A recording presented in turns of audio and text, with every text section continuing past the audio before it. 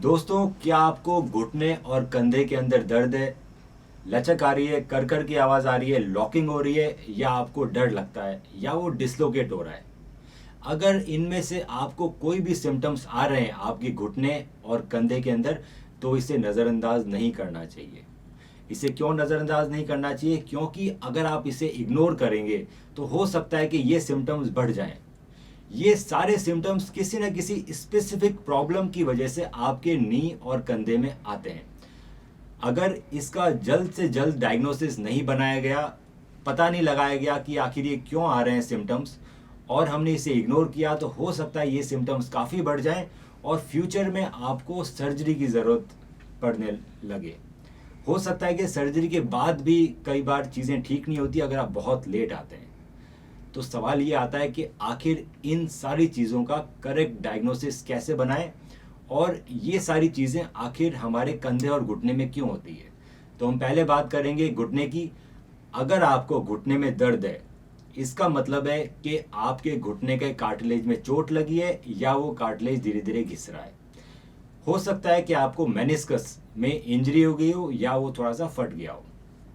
अगर आपको घुटने में लॉकिंग हो रही है, इसका मतलब है कि मेनिस्कस में इंजरी हो गई है, मेनिस्कस टियर है।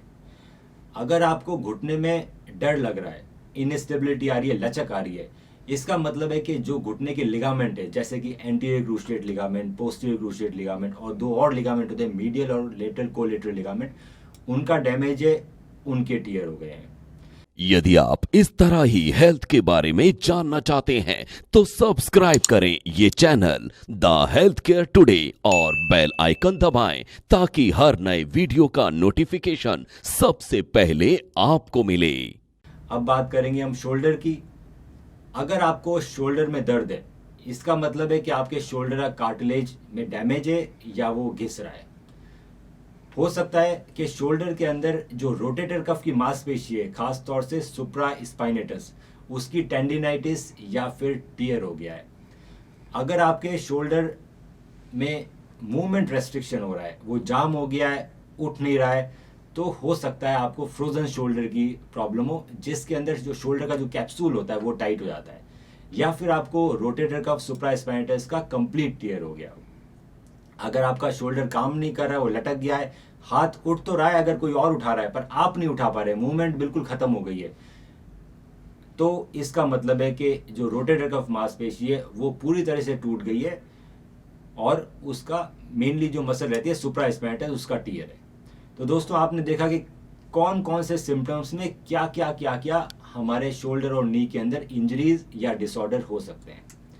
अब सवाल आता है कि आखिर हम इनका करेक्ट डायग्नोसिस कैसे बनाते हैं। तो जब आप हमारे पास आते हैं तो हम आपके जॉइंट का थॉरो फिजिकल एग्जामिनेशन करते हैं। हो सकता है कि हम आपको बोलें कि आप एमआरआई या एक्सरे या कोई और इन्वेस्टिगेशन कराएं।